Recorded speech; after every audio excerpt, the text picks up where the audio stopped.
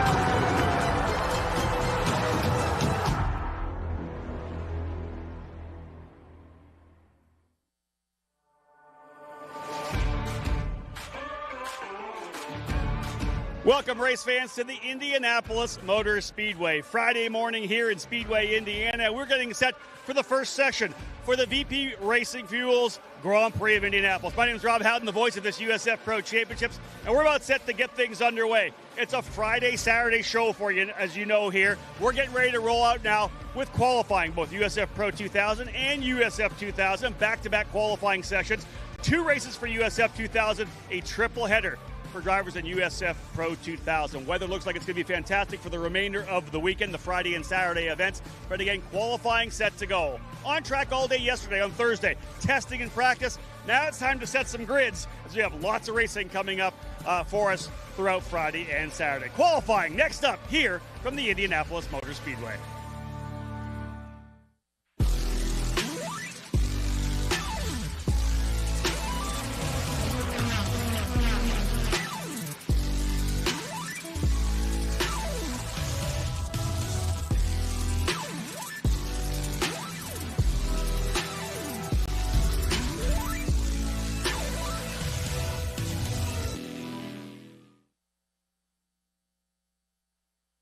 You can feel confident Continental is the smart choice in tires. Can they handle extremes? Yep. Tested from the Texas desert to near the Arctic Circle. Really? Really. Anything for the guy who finds that one pothole? Yeah, road hazard coverage has your back. For real? Absolutely. Were they made by like a bajillion engineers? Well, closer to 100. Continental. Welcome to the smart choice in tires.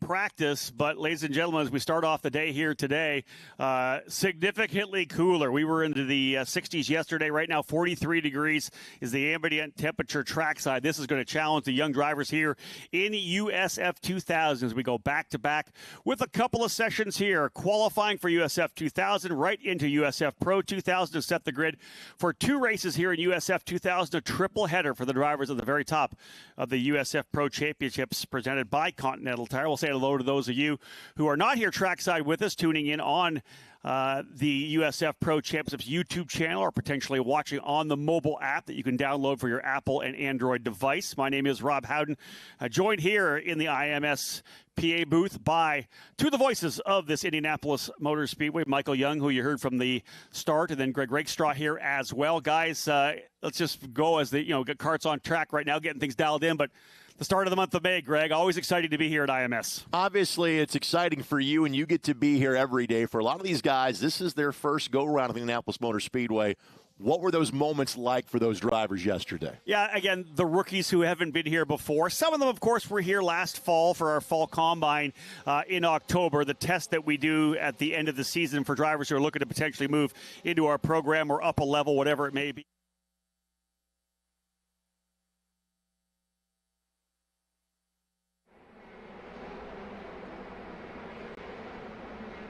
and Greg, is the expanse of the facility. You know, they watch it on TV. They know that it's big. They know we pack, 300,000 to 400,000 fans in here on Memorial Day weekend, but I just don't think they understand it when they first come to the racetrack. It's so massive. and to your point, when you come in, even people that are fans of any other form of motorsports, you come into that tunnel and you see the museum right there, and you're like, oh, okay.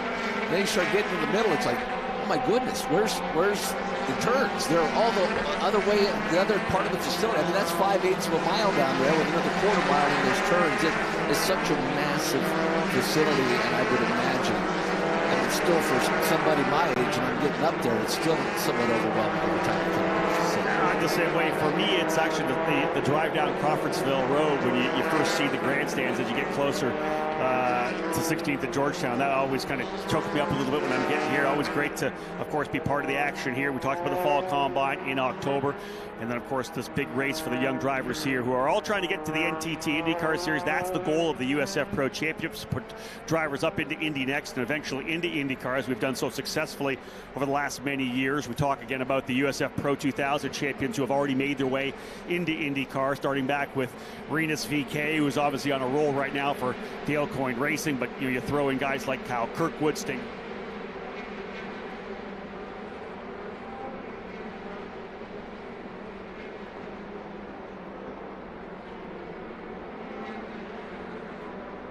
What we have at hand. This is qualifying right now for the drivers here in the USF 2000 program. Guys, it's a window of 30 minutes, but 20 minutes of green flag. If we go all the way through, they'll get 20 minutes of green flag.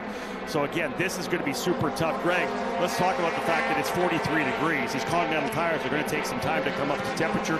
Very likely we'll see these fast laps come late in the run. This is going to be a challenge for these young drivers. It's 20 degrees difference than it was yesterday. Rob, my question would be, and not necessarily just in racing in general, but in this series and in this car, what level of experience do these drivers have in kind of morning temperatures that are this chilly? Well, the interesting thing is so many of the young drivers, as we know, come through top-level karting, and they do a lot of cold weather racing. A lot of times they're on the racetrack at 8 o'clock at a karting event as well, so they're used to kind of cold temperatures. And indeed, that's part of it, the training coming through karting. And this, guys, is the second level of our program. Our first level is USF Juniors. They were on the dance card at Barber Motorsports Park last weekend with the NTT IndyCar Series, which was exciting for those drivers. But so many of these racers have a lot of time on cold tires. We race all the way into October, November, in karting, so they're used to it. It's a little different when you're here, though, at 140.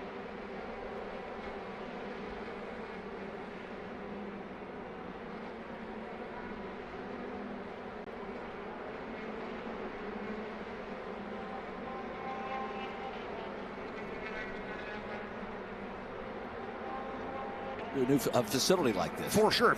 If you weren't part of that Fall Combine last year, this is the first time you've been on this racetrack, was yesterday. Did have a little bit of an issue here with one of our drivers here. The number 19 machine having an issue coming through. Look at this. Shot off the outside of the racetrack. That's Christian Cameron out of Sonoma, California, taking the cutoff there. Wasn't able to get down to the bottom of turn number 12, and that happens occasionally. You're going to try to carry a lot of speed into these corners. Picking up a driver here who's had some issues coming through turn number 4, then 5 and 6. That could be Christian Cameron again having issues. Let's have a quick look at the times right now, because we do have a number of laps in, 2-3 laps in. So just kind of getting some heat built into these Continental tires, as I had said. Teddy Masella on top right now in the number 25 machine. Masella out of Orlando, Florida for VRD Racing. A 126.169 fast time right now. Behind him by just about 0.03 of a second is San Antonio, Texas driver Jack Jeffers, the rookie for Exclusive Autosport. Multi-time winner in USF Juniors, making his calculated move up to USF 2000. Currently second place in points. Right now, third is Sebastian Garzone, fourth Thomas Schrag, and fifth is Evan Cooley. And guys, let me bring this to the table here right now. The biggest story here, other than the fact that we're racing at the Indianapolis Motor Speedway, the point leader coming into this weekend. 5 straight wins to start the season. Swept the action at St. Petersburg and Ola Motorsports Park. From England, Liam McNeely will not be here this weekend. some issues, some problems getting the visa handled, coming back over to the U.S., having gone home to England, coming back, not able to get into the U.S. So our point leader of 5 straight victories for Jay Howard Driver Development will not be here this weekend. That is huge. Thankfully for him, it's only a double header, not a triple header like it is for Pro. But Michael, that's a setback when you get no points for a weekend here at IMS. And the impact that could have later on in the season. And you mentioned the success that he's had thus far in 2025, but still to be sat down or not to be able to be part of 2 races, especially as important races. Not only are you missing races, but you're missing a race, not 1 but 2 here at the Indianapolis Motor Speedway. The only saving grace for him is he comes in here with a 51-point lead. There's only 66 points on offer if you swept the entire weekend. So even if a driver comes in and sweeps the entire weekend, he's not going to lose that much. So tough one for him, of course, sitting on the sidelines. I'm sure he'll be watching the broadcast. So Liam, our heart goes out to you, my friend. That is horrible that you had to deal with that. Hopefully we'll see you back for the Freedom 90 and for the remainder of the season as well. Picking up that machine there, currently the driver in P1, Jack Jeffers for Exclusive Autosport, has gone to the top of the charts. He is 2nd place in points coming in here, as I said, 51 points behind McNeely. Thomas Schrag 3rd of the points. He's another about 17 points behind Jeffers, but Schrag is there as well. He was very...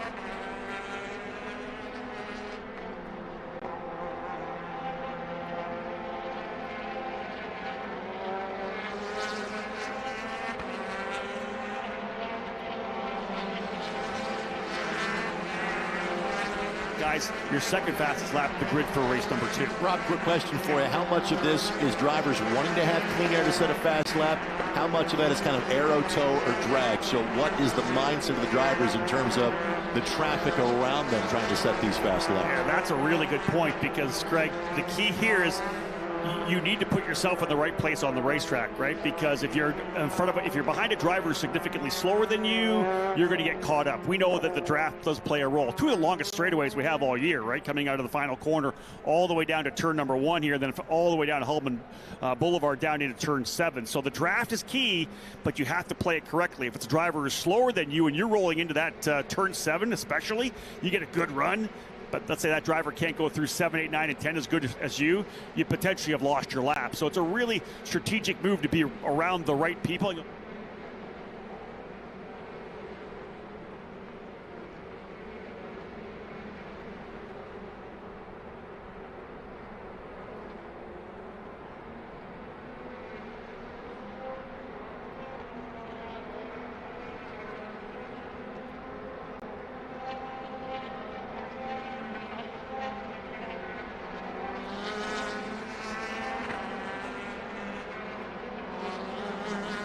Tires are designed to provide more, consistency throughout a race run. We don't burn through tires, so we don't have it.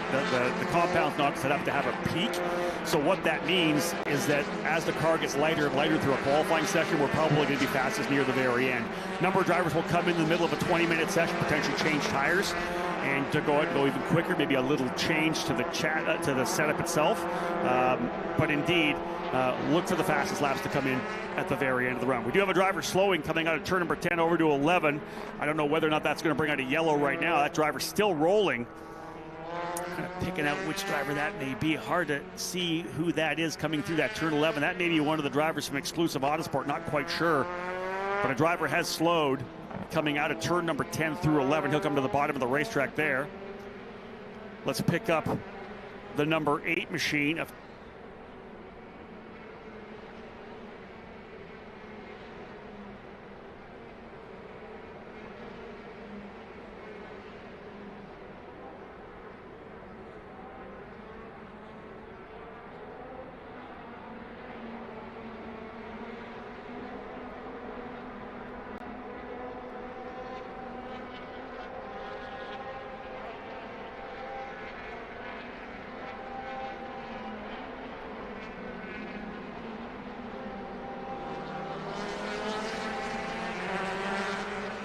get at it once again. You talk about Jay Howard and that driver development program.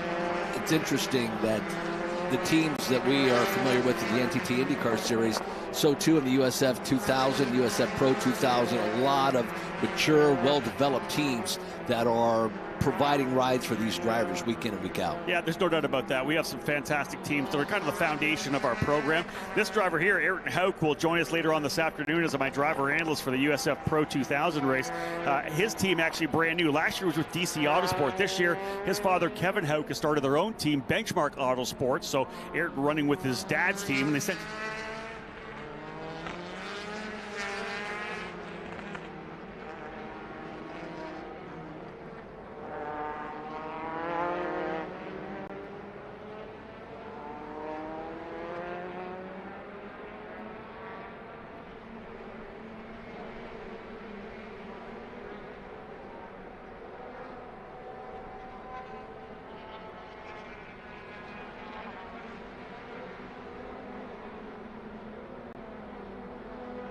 first and foremost, Sebastian Garzone on top for D-Force Racing. Last year, the champion of the Lucas Oil School of Racing Formula Car Series. Garzone in that number 12, the Colombian driver who has looked so good here. Won both of the junior races last year at the Superkarts USA Super Nationals, the biggest karting event in North America. Came away with 2 massive victories there. We've had some big names win races at that.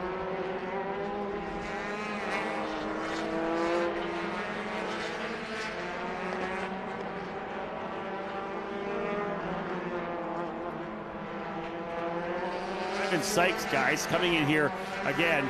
If you're a regular follower of the USF Pro Championships, you remember that Simon Sykes won the USF 2000 championship a couple of years ago. Last year had a run in the USF Pro 2000 category. Had a good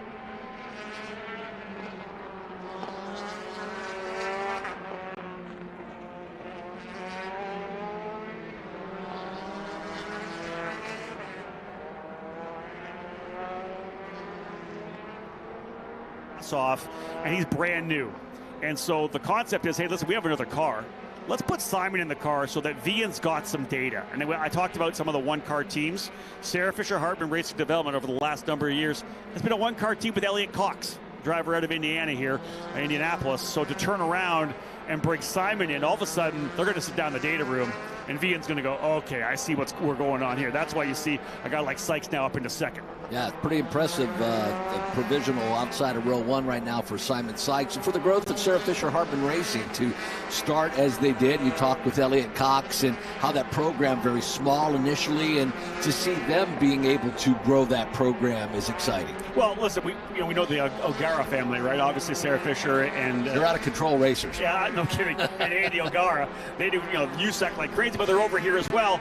And young Danny O'Gara's coming up. Yeah, let's talk about Danny. Yeah. Andy and Sarah's son has been doing a lot of go-kart racing. We're seeing him up front as well, winning some races, being in the middle of the battle at the national level. So, maybe they need to have that USF 2000 car, maybe a USF Juniors car waiting in the wings for young Danny to make his debut. I saw those photos and I saw his success, and I thought, I remember when he was just a little guy, just still in diapers, and now he's out racing.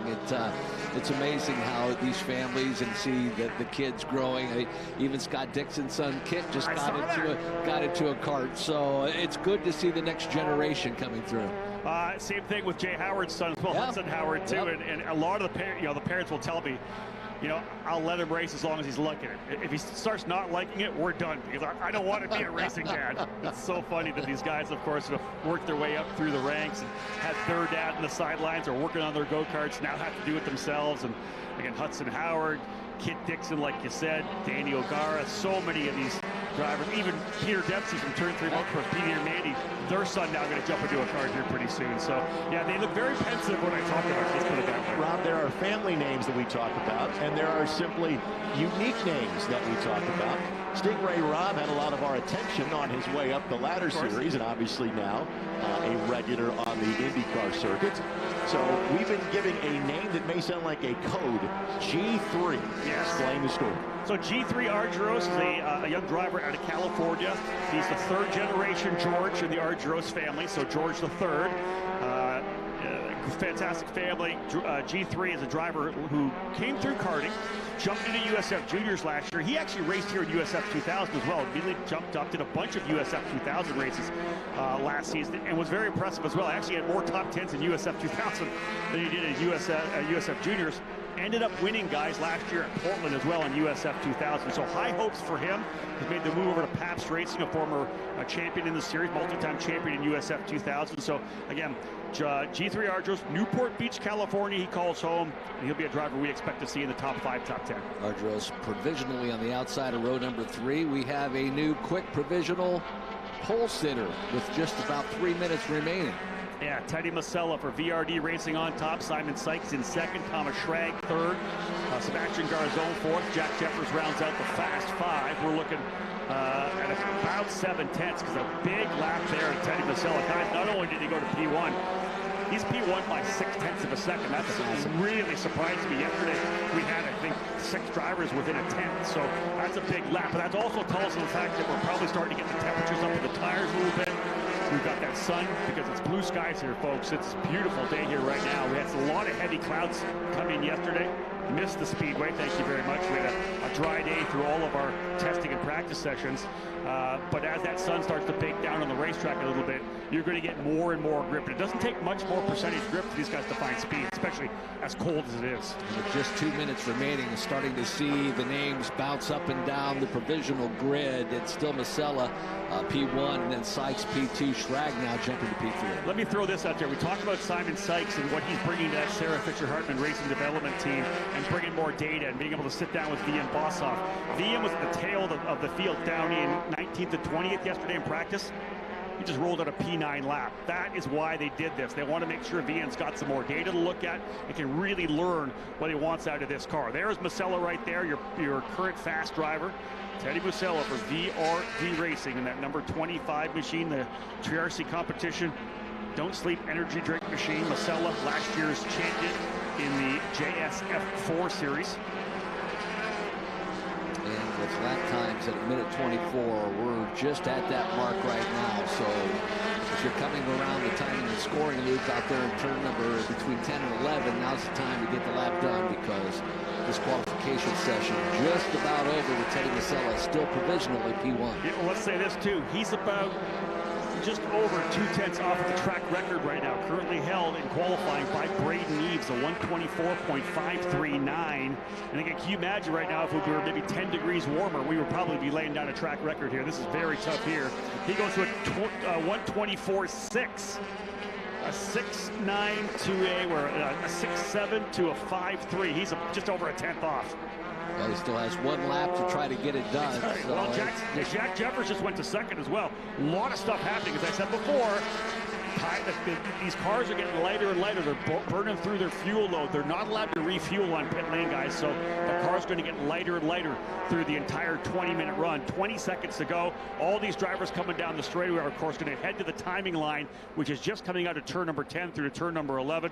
We'll see what we have here in qualifying. Final laps for these drivers here. Teddy Masella on top. Thomas Schrag up into second now. Jack Jeffers third. Simon Sykes fourth. Caleb Gaffaro rounding out your fast 5. And remember, right out of USF 2000, right into USF Pro 2000, they will qualify immediately after USF 2000 here. G3 Ardros jumping up to 5th. We expect a lot of action here now. Rodrigo Gonzalez and Pato Gonzalez, the 2 Mexicans who run for D-Force Racing and USF Juniors, making their USF 2000 debut. They've really stepped things up in their second year of juniors. Garzone now up to 4th. Wow, we got a lot of action. See drivers just finishing up their session here, coming out of 12, and then peeling off the drivers right into pit lane. Everybody coming across the line for 1 more lap here. Most drivers getting anywhere between 11 and 13 laps in. Caleb Gaffaro, P6. Jack Jeffers holds on to 3rd. Thomas Schrag now up into 2nd. Teddy Masella, though, still holding on to the top spot. And ladies and gentlemen, a new track record. How about that? 124.327. Teddy Masella resets the fast lap, the track record here in USF 2000. That's a massive lap, and good news for Teddy. He will be the pole sitter for race number 2 as well, with a near track record as well, with a minute 24.6. So a couple of massive laps as you see our pole sitter coming down pit lane. Teddy Masella coming into the weekend here, the rookie 6th place in points. Had a rough one in the opening round at St. Pete, 14th, but 8th, 5th, 8th, and 6th. And I had said this in a post I made to my USF Pro Insider account. just a real quiet run at NOLA.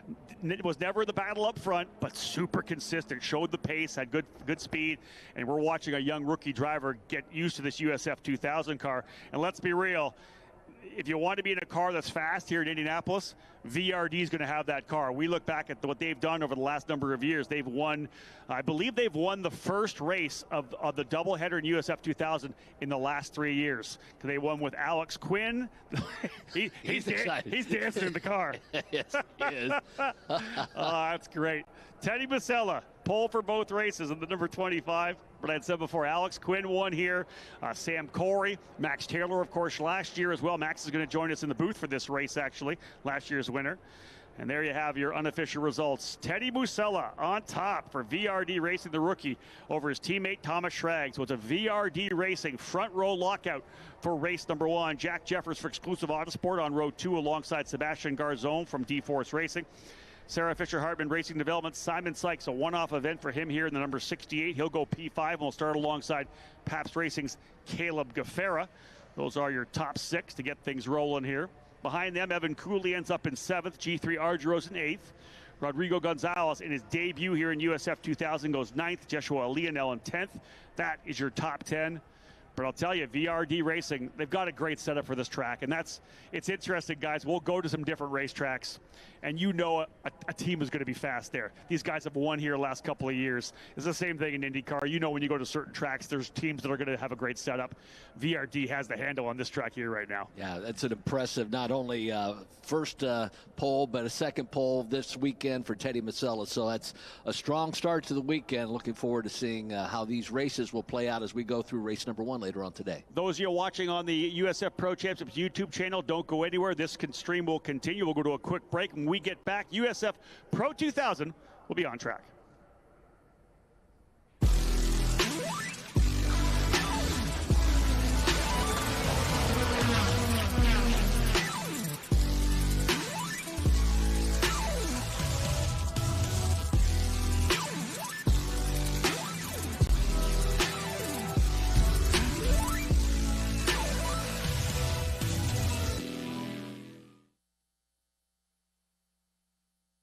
You can feel confident Continental is the smart choice in tires. Can they handle extremes? Yep. Tested from the Texas desert to near the Arctic Circle. Really? Really.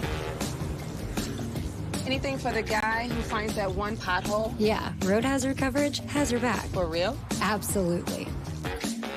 Were they made by like a bajillion engineers? Well, closer to 100.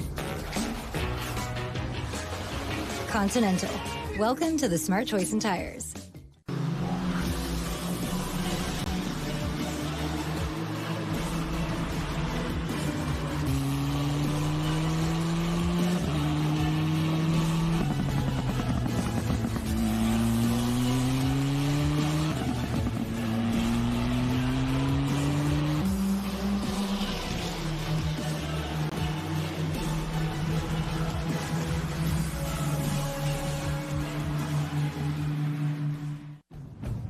Over the years, we've chased down a lot of dreams, each one leading to the next, all the way to our most electrifying dream yet. Introducing the all-new, all-electric Honda Prologue.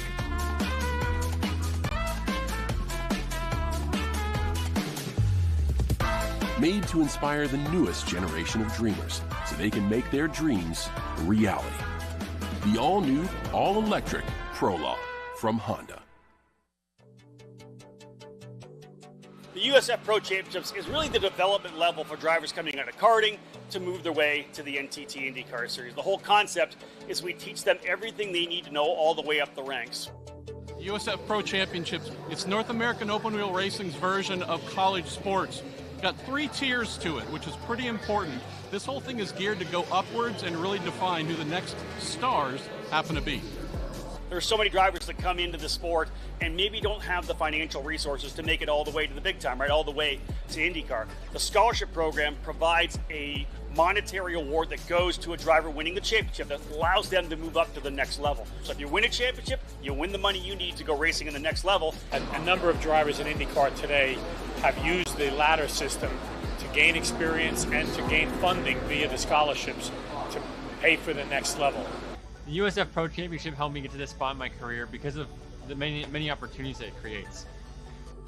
It was massive for me. The scholarships that are implemented are crucial for drivers. That was my lifeline all the way to IndyCar, and it's the big reason why I made it. It's very unique, you know. We have the opportunity to win our way to IndyCar, basically, and some guys have done that. The USF Pro Championships really helped me to get where I am today. You get so much racing on IndyCar tracks.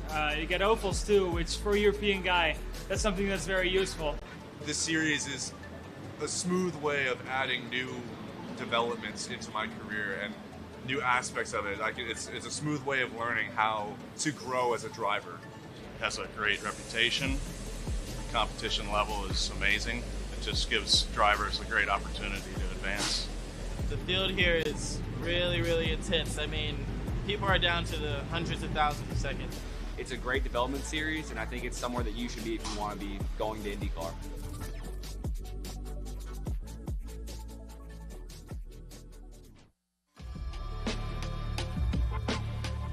You know, one of the key factors in the USF Pro Championship that we always focus on is the level of safety. You know, back in 2022, we introduced the halo to the car, which has increased the level of safety dramatically. And again, we're one of the only series that runs that in the junior level. And that's the key for us, is to make sure we take care of our drivers. Number one, on the racetrack. Number two, with the halo.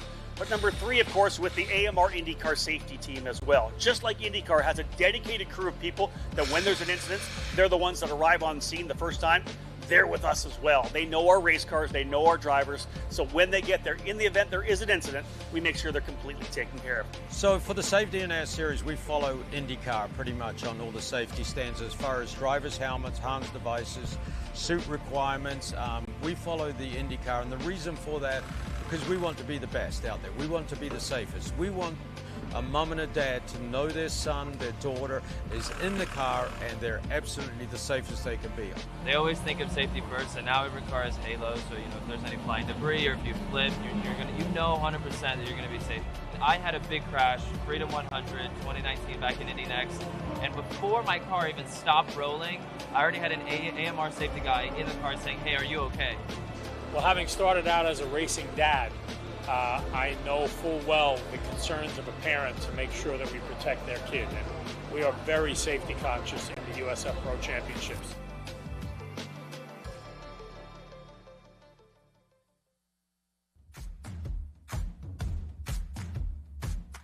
When racers come to run with the USF Pro Championships, they're trying to become professional drivers, as we know, and they're trying to get exposure for what they've done, right? Not only do we teach them in terms of the media side, but they're really hoping for exposure through what we do. All of our races, of course, live on the USF Pro Championships YouTube channel. We have a downloadable app as well that fans can watch all of the races, the documentary, The Climb that we put out, all the live timing, all on the app. So the exposure is there that they're able to leverage. If they have a sponsor or a prospective partner, an investor who's not here trackside, they're able to watch all the racing throughout the year. It's all about giving these kids as much exposure as possible, and there's not another junior formula program in North America that has the kind of exposure at the level that we have here in the USF Pro Championships. We're rubbing elbows. We're on the same race weekends as IndyCar. And so it helps for those young drivers to look up and see those guys running at the top level like I am now. Being in the presence of the organization that is IndyCar, you're obviously not racing in the series, but you're racing with it. We've created our schedule to be as much as possible on IndyCar weekends. The IndyCar series is always looking for young talent. They've moved a lot of our kids into the upper levels, and we need to race in front of them. The IndyCar team owners do pay attention to what's going on the ladder, and that's important for the drivers. But it's a good way to get and learn exactly what goes into a race weekend. They really made sure to show the importance of social media and posting, and to get well at talking in front of crowds and talking in front of big places.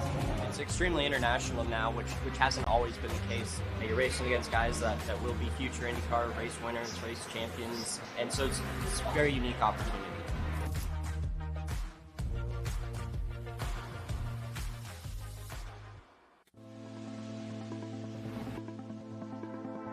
The reason to come and check out the USF Pro Championships is simply because we teach everything you need to work your way to the top. Again, it's not just about racing, it's about everything that you have to learn to be a race car driver, but also the development we have from car to car, level to level, gives the driver a little bit more every year. It's a really graduated step for up the sport, as opposed to diving into something super fast. This teaches you from a really good place coming out of karting into one of the school series like the Skip Barber Racing School, and then into our USF Juniors program. It's such a planned effort. Everything is set correctly so that on the way up you learn incrementally what you need to get to IndyCar. On our level, our job is to prepare them mentally, emotionally, media conscious, all that stuff. We have training seminars. We have the race directors who will, especially on the juniors level, will work with the kids and try and explain to them what's going on the racetrack, what they did right, what they did wrong. This is a learning series. They need to learn from their mistakes so that when we deliver them to IndyCar, they're the real deal. They're the finished product. It's really important as they move up the USF Pro Championships ladder to continue to build on their brand as they get to IndyCar. It's a good way for the drivers to learn what they're going to have to deal with as they get to the big leagues. It gives them a great training ground from the bottom to the top, how to communicate with your team, how to act, how to be as a person, all the things that are needed to become a professional driver. You really can work hand in hand with your mechanics to tell them exactly what you need. I've learned a lot in this series of what it takes to be a driver and relay that to the mechanics as far as driving, how the car feels, and I think this series just does a great job with putting the drivers with the right teams and the crew to make that happen. USF Pro Championships, it does a really good job of educating us on what tracks we're going to be running when we get to the professional leagues. Same thing in Formula One. You run the certain tracks that you're going to race in Formula One, and they do a really good job with that here. There's other series that could lead you on the path to IndyCar, but they don't race on the same tracks as IndyCar does. So USF Pro Championships gives you a little bit of a leg up as a young driver to already know the tracks, so that when you become a rookie in IndyCar, you have a little bit more of an even, playing field with the other pros that you're racing against.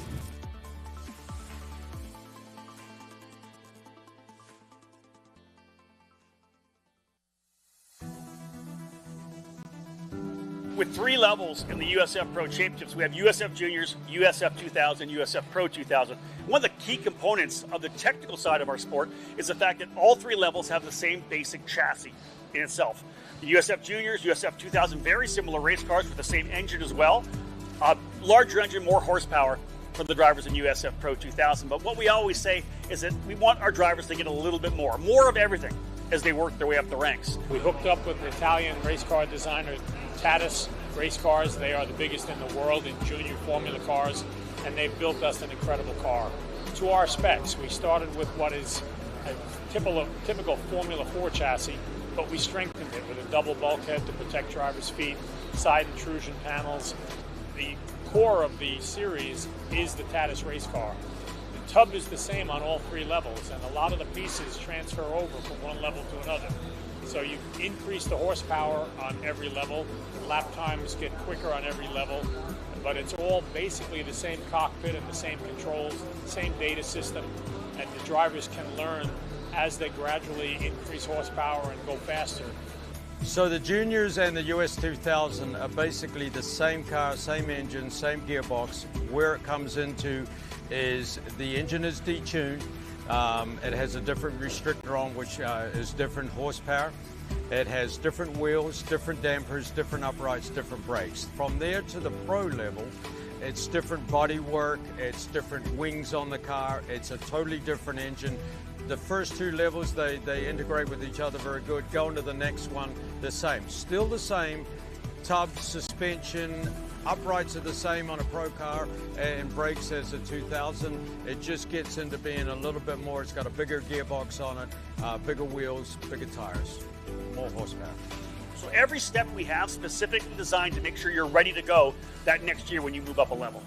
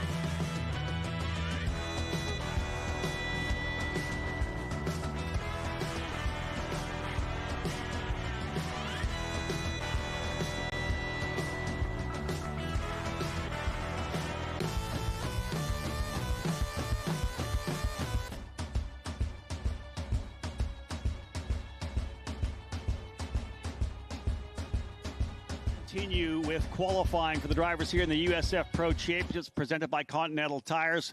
One qualifying session already done and in the books, a 43-degree temperature at the start of that session. Very tough for these young drivers as the grip level that they enjoyed throughout the day yesterday during testing and practice, nowhere to be found when they headed out for 20 minutes of racing to qualify for the 2 races in USF 2000. Maybe even more important for the drivers here in USF Pro 2000. It has raised up to a balmy 45 degrees here now trackside. So again, very tough for these drivers to get the heat built into these Continental tires. But again, ready to get things underway. My name's Rob Howden, joined in the public address booth here at the Indianapolis Motor Speedway by voices of this event, Michael Young and Greg Rakestraw. Great to have them with us, and obviously always a privilege to be invited into this fantastic room here at IMS. Guys, we saw a good qualifying session, and not surprisingly, Michael, like you kind of alluded to and asked me about it, when is going to be the fastest laps? The very, very end, and it was, in fact, a track record for Teddy Masella. That was so impressive, and for Teddy Masella to be able to start not only in race number 1, but race number 2 on the pole. A good kickoff to the weekend. Lay out to us this USF Pro 2000, obviously the next rung in the ladder of open wheel series here in America. Who are the players? Who are we looking at in this qualification session? Hey, listen, there are some fantastic drivers in this series, and early on in the broadcast in this stream here to start off the day, I talked about how many great drivers have come through these ranks, champions who have made it all the way, right? Renus VK, Kyle Kirkwood, Stingray Robb, Christian Rasmussen, Louis Foster, the newest USF Pro champion, having moved all the way up into IndyCar now with Rahal Letterman landing and racing. Miles Rowe and Lockie Hughes still in the pipeline to Indy Next. The next generation coming through is a driver we saw last year, guys. Max Garcia ended up winning the championship in USF 2000. He has the USF Pro Championship scholarship livery on the car for Pabst Racing. He is your point leader right now, either first or second in the first 5 races. Consistency wins championships, we know. Right behind him, though, not far back, though, Alessandro Di Tullio. He hasn't had the same consistency. He wrecked in the second event at St. Petersburg, but he's got 3 wins in a second. Those are the 2 drivers in the middle of the fight right now. But, Michael, let's go to you because you were at Barber Motorsports Park. You watched Max Taylor, who ran last year in USF Juniors, won the title there, also ran USF 2000. This year he's jumped to pro, but he ran in the Indy Next race and was a top 10 driver at Barber. Yeah, he did a fantastic job, and you could tell already pushing in the qualification session. He was coming. So I was in the turn in turn number 9, the museum turn, and he came through one lap, and I went right to the guys. I'm like, we're going to have trouble, and he hung on to that car. One of the best saves I had seen throughout that weekend because that's a tough turn in turn number 9, a quick left-right-hander, and then you come downhill. I mean, you're just pedaling that car, trying to get back into the throttle down that long back straightaway. And on the next time around, he kept the foot right in the throttle, but this time had gone off course and it went into the gravel. But still, for a driver who had just gotten into that car, a fantastic weekend for him, and I was really impressed with what he was able to accomplish. He was pushing, obviously. That's what you said, right? Yeah. He even said that he thinks he was tracking to P1, so he's on it, man. I'm on the throttle, and that is one of the key corners in that racetrack, that downhill 8-9 combination. You got to get back on the throttle early because that's where you start that back straightaway. So he was pushing hard. He wanted to get the job done. As I said before, Max Taylor, a champion last year in USF Juniors, a multi-time winner. He almost won the USF 2000 championship as well. This year, a little bit of double duty, full-time in USF Pro 2000, and we'll do a part-time schedule in Indy Next with HMD Motorsports. Taylor comes in here 3rd place in points. We also see the return of Jacob Douglas, a New Zealand driver who was with us a couple of years ago, back at it here for 2025. He's currently 4th in points, and rounding out the top 5, Matt Clark, a former USF Juniors champion, running now for Exclusive Autosport. Greg? For those that are watching via the USF Pro 2000 web portal, again, this is probably going to be remedial. But again, for the fans that are here at the facility, they usually see these cars and drivers literally 2 days a year, today and tomorrow. So your eyes and your ears will tell you these cars are a little bit faster, these cars are a little bit bigger. But if you don't mind, with your great knowledge of all the series of the rungs in the ladder to the NTT IndyCar Series, what is the difference in terms of weight, size, and speed from the cars that were literally just on track about 20 minutes ago? Well, listen, one of the core things of the USF Pro Championships, USF Juniors, 2000, and Pro 2000s, they're all based on the same Tadish chassis. The actual monocoque, the carbon fiber tub, is the same on all the race cars. The Juniors and USF 2000 cars, very similar. They run the same engine. Juniors just have a restrictor in the engine. The 2000 are unrestricted, so the pace is there. Aerodynamics is the same. A little bit different brakes between USF Juniors and 2000. More of everything when you jump up to the USF Pro 2000 car. It's not the same as the other two cars. The same tub, yes. Much more aerodynamic downforce. The wings are a lot bigger with the multiple elements on the wings. Tires are larger. Brakes are larger. A lot more horsepower. We go from 200 horsepower to 260 horsepower. So just more of everything, to be honest, and you're going to see lap times between 4 and 5 seconds faster.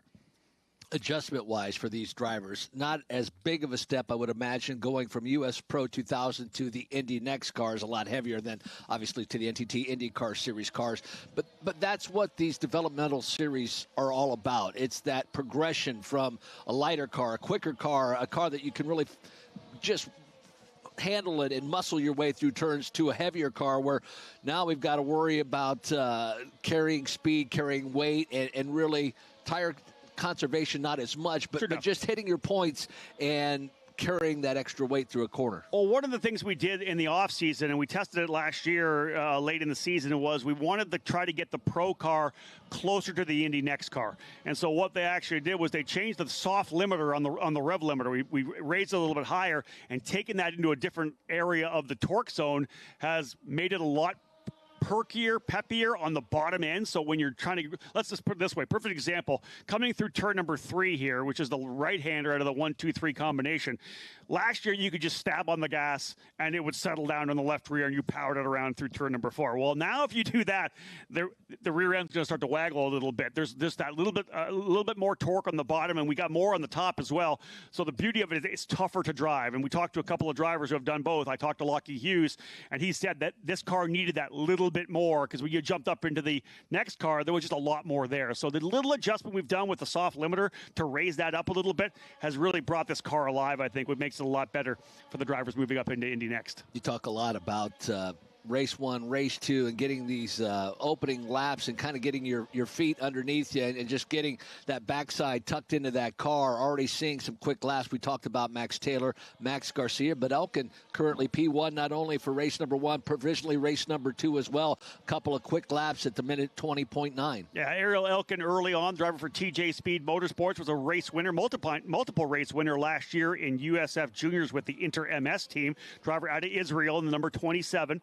Again, early on in the running, it's again like USF 2000, a 30-minute time window, but 20 minutes of green flag running. If we go green to checker, it's 20 minutes. You will see drivers come in, a number of them already into pit lane. Max Taylor's already in, as is Sebastian Manson for TJ Speed. So those drivers already coming into pit lane because they've done their initial run on these tires. And again, the heat cycle through the Continentals, they'll put those ones away. They'll use them in one of the races. A little different for the pro drivers as they have 3 races. So they'll get 4 sets of tires through practice qualifying in the 3 races. But indeed, they'll come into pit lane, and we know we're going to see faster laps at the end. So we can give you some of the lap times here. Garcia, Elkin, Clark, DeTulio, and Costello, your top 5. But again, we're going to see these drivers really turn things in later in the run. My first question to you, Rob, was basically for the fans that are here at the Motor Speedway. This might be a little inside baseball for them, but for those that, again, are watching on a month-by-month, weekend-by-weekend basis, it looks like there's been some driver movement and teams already during the course, and I get that result. It means I ask a good question. The floor is yours, my friend. Please explain. Well, normally we know the silly season's going to come, in October, November, and December. Drivers going to different teams, moving around. We've had a lot to start the season, and it kind of caught me off guard a little bit to a certain extent.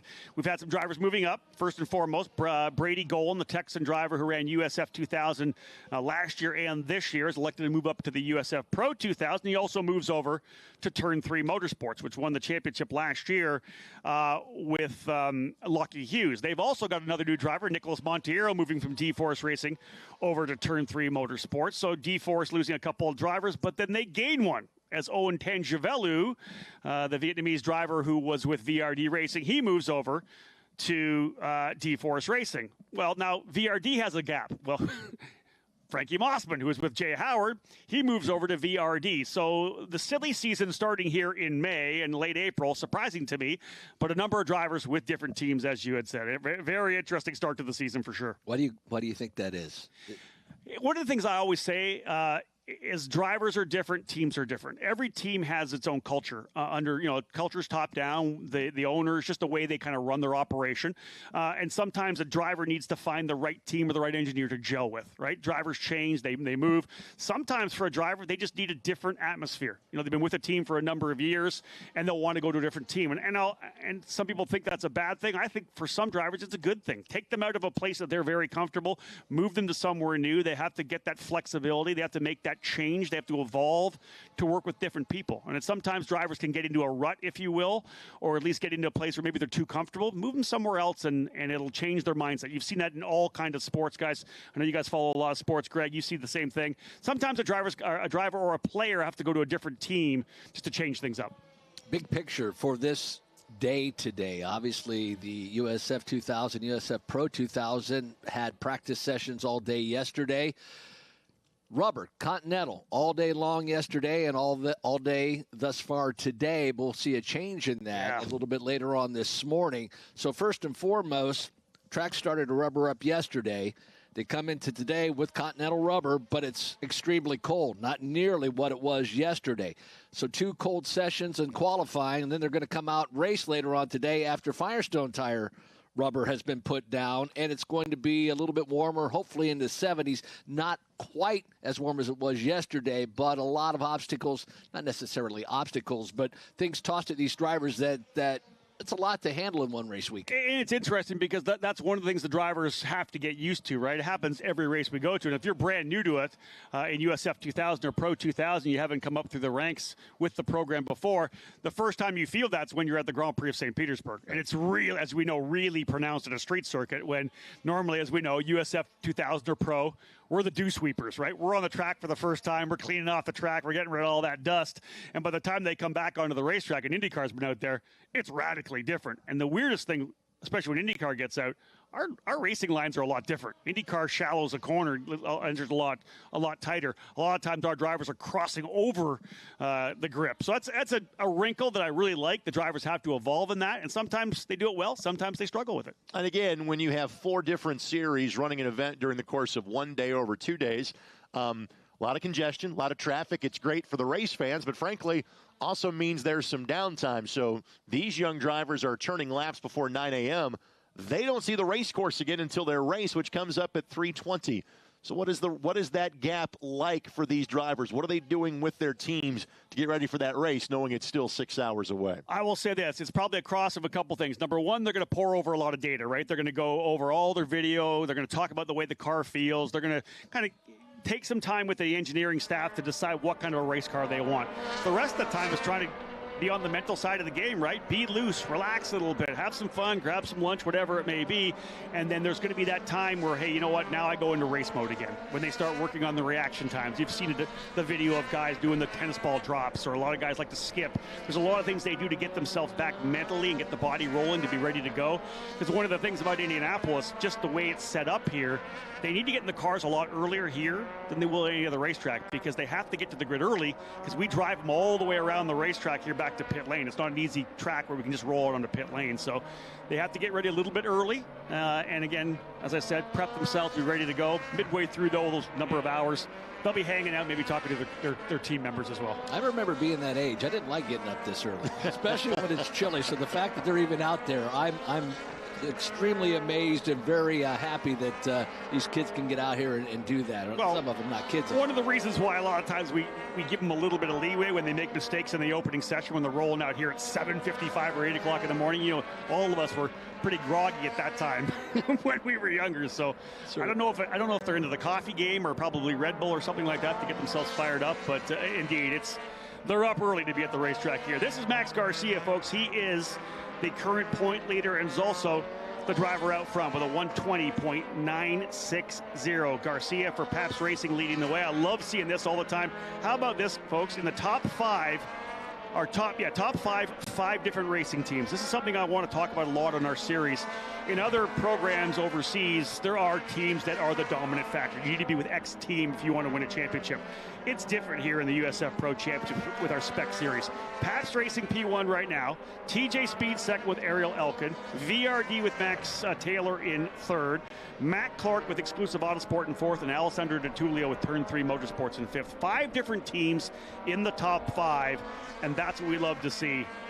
There's other drivers in the back that are going to continue to work their way forward, but those are 5 of the drivers we expect are going to be in the fight for a race win here this weekend. And now's the time to start getting after it. Just 5 minutes remaining in this qualification session, and a big weekend, as you had said. This is a 3-race weekend for these drivers, so a lot can be gained and potentially a lot lost as well. Listen, when you roll off the trail or the track, when we have a triple header and you're good out of the gate, you're setting yourself up for a potential big move in the points, whether to stretch out a lead, like this could be an opportunity for Max Garcia to stretch his lead out, or for DeTullio, who's been quick, because is he able to catch up and make some stuff happen, right? We look at the fastest driver in practice yesterday afternoon. That was Jacob Douglas. Pabst Racing went 1-2. They've rolled off a very good car here this weekend. We expect them to be quick. But here's Max Taylor again. Remember, folks, Max Taylor, there's so many layers to the story for Max. Obviously, a winner last year here in USF 2000. He was USF Juniors champion last year, won a bunch of races in 2000. He's running USF Pro 2000 this year and a handful of Indy Next races we talked about. And we're going to drag him into the booth this afternoon. He's going to be with me for the USF 2000 race to talk about this racetrack and eventually, of course, how things are going for him. So Max Taylor is a driver we're excited to have in the booth for USF 2000. But right now, P1 with a 120.9095, just 600ths quicker than Max Garcia. And just 3 minutes and 45 seconds remaining in this qualification session. A very chilly start to the day, as Rob Howden had mentioned. 45 degrees when we green flagged this session and qualifying had begun. Expect the temperatures to get into the 70s later on this afternoon, but by the time the USF 2000 race begins, it'll just then be getting into the 60s. So lots of changes and lots of different hurdles and obstacles for these drivers as we work our way through day number 1 here at the Indianapolis Motor Speedway. Rob, now that we are approaching 3 minutes left in the session, truly, how many more bites of the apple do these drivers have? How many quick laps can they turn in 3 minutes? Well, it's just going to keep getting faster and faster. And again, if you do your job correctly, we talk about the fact that the tires, it's the equation of a qualifying lap, right? You want the tires to get to their operating, exact operating temperature, the optimum temp, and the optimum pressure right when the car is as light as possible. The driver's got to make sure they get themselves on the racetrack in the right spot so they're not checked up by anybody, maybe even getting a little bit of a tow on the last lap. And then, of course, at the end, it all comes down to the driver putting that lap in the books as well. So we still have time to go, as you said, just over 2.5 minutes to go. So I expect to see fast laps continue to come in. There's Ariel Elkin back to the top right now. A 120.643 for Ariel Elkin. He is your P1 driver right now by about a 10th over Max Taylor. Garcia, Frankie Mossman now the VRD driver up into the 4th spot, and then Michael Costello rounding out the top 5. The driver's second place in points. 3 wins on the season for Alessandro DeTullio, currently in 8th spot. Greg, still lots of time for stuff to happen here to see who steps things up. What catches my attention, top 4 speeds in 5 of the top 6. You talk about the diversity of the teams. How about rookies getting the job done? 5 of the fastest 6 speeds belong to rookies so far. Indeed. Elkin from USF Juniors. Taylor, last year's Juniors champion. Douglas, a rookie, did a bunch of racing in USF 2000 over the last couple of years. Just 1 race in GB3 last year. Great to have Jacob back with us here in 2025. Garcia, of course, a rookie, winning the USF 2000 championship last year. I do want to remind everyone who's tuning into the broadcast right now, we'll be back at the noon hour. My driver introduction starting at 12 o'clock. Look for maybe around an 11:50 start time, something like that, for the broadcast on the YouTube channel or on the downloadable mobile app. That will be the first, again, of 2 races for USF 2000. Max Taylor will join me for that as our driver analyst this afternoon. Ayrton Hauk in the booth for the USF Pro 2000 race, the first of the triple header. Elkin, Taylor, Douglas, Garcia, and Mossman, the top 5, a 120.643, the fast time right now for the TJ Speed driver, Ariel Elkin in the number 27. There he is there, talking about playing with that traffic. He's got a driver right in front of him. Is he quick enough to potentially pull him around? That may be Logan Adams who's with him there. Logan currently in the 15th spot. He was top 10 in one of the races last year before a mechanical took him out late in the run. Good news for Elkin, though. He will get one more lap with just 30 seconds remaining in this qualification session. They will hit that timing and scoring line. And again, we do not use the yard of bricks on the road course for timing and scoring as far as qualifications go. That's back between turns 10 and 11 at the exit of 10 going into turn number 11. So that allows drivers to complete a lap, and if they want to duck into pit lane, that won't take away from a lap time. So final laps now for these drivers with just 13 seconds remaining. Yeah, and Michael, great point. There's the timing, alternate timing line. There's all these drivers here just trying to sneak through. These guys here are on the final lap. Elkin on top, 120.643. So drivers coming through there now will be done here momentarily. The checkered flag will be there. One driver off coming, that might have been Charles Finelli, off over in one, but gets back on the racetrack. Checkered flag again has been thrown, but here we go. Alessandro Di Tullio on his lap goes up to P5. Matt Clark, I believe, to 7th. Jace Denmark now up into the top 10. There's your current provisional pole sitter there, the number 27 of Ariel Elkin, the TJ Speed Motorsports driver. TJ Speed getting a second place finish last year. Actually, it ended up being a victory last year for Liam Skeets after disqualification for Nikita Johnson. So Skeets was a winner last year for TJ Speed. They continue to have the pace again. Elkin, Taylor, Douglas, Garcia, and Di Tullio, your top 5. Di Tullio already across the line to complete his run, P5. These drivers here coming for the last time. Elkin may be one of the last drivers across the line. Here comes the remainder of them here. There's the checkered flag at start-finish. Drivers coming into pit lane now. There's the number 10 of Garcia Arce, the 44 as well of Di Tullio. And again, final drivers coming across the line, and there is actually just on the outside of the track, I think it's Finelli. He's waiting for everybody else to come through. One more driver potentially coming out of turn number 10 to 11. We're on the perfect camera to watch it across the line. Ariel Elkin is going to hold on to P1, his first career pole in USF Pro 2000. The driver out of Israel, Ariel Elkin, in the number 27, a 120.643, as he is quicker by a half a tenth from Max Taylor. The rookies on the first 2 rows, as Greg had mentioned, Elkin and Taylor on row 1, Douglas and Garcia, all Pabst Racing on row number 2. Alessandro Di Tullio will be alongside Frankie Mossman on row 3. This is, of course, the grid for race number 1. Second fastest lap of the session sets the grid for race 2 and for race number 3 as well. Unless you're able to go faster, Michael, in the second race, you can use that time instead of your second fastest time to set the grid for race number 3. Capping off your top 10, Matt Clark and Cooper Becklin on row number 4, Michael Costello and Sebastian Manson on row 5. There are your unofficial results, your fast 6 here. Ariel Elkin, Max Taylor, Jacob Douglas, Max Garcia, Alessandro Di Tullio, and Frankie Mossman. That's an exciting front row. I'm looking forward to that race number 1 coming up a little bit later on today. It's going to be fun. Yeah. Listen, the one thing about this racetrack, as we know, it's a 60-mile-an-hour speed coming in. They have to hold pace car speed coming out of turn 14. This is the longest run down into turn number 1. And I'll tell you this right now, in USF 2000, I want to say that the pole sitter finished 3rd like 3 years in a row, 4 years in a row, because you just have so much trouble when they go down into turn number 1 to start both of these races with Elkin, Taylor, Douglas, and Garcia there. Expect 4, maybe 5 wide into turn number 1. It's going to be exciting. I guarantee if you have a place to sit today, J-Stand would be the place to go, because you're going to see a lot of action down there today. I agree. Well, there you have it, folks. We start things off here for USF 2000 and USF Pro 2000, all part of the USF Pro Championships race here this coming weekend, the VP Racing Grand Prix of Indianapolis. Thank you so much for tuning in to the live broadcast to start today. Again, as I had said, I'll be doing driver introductions at noon today Eastern time when we come back and get into the first of 5 races on the weekend here at the Indianapolis Motor Speedway. Thanks for tuning in, folks. Again, we'll be back just before the noon hour on behalf of Anderson Promotions and Continental Tire. My name is Rob Howden. Bye for now.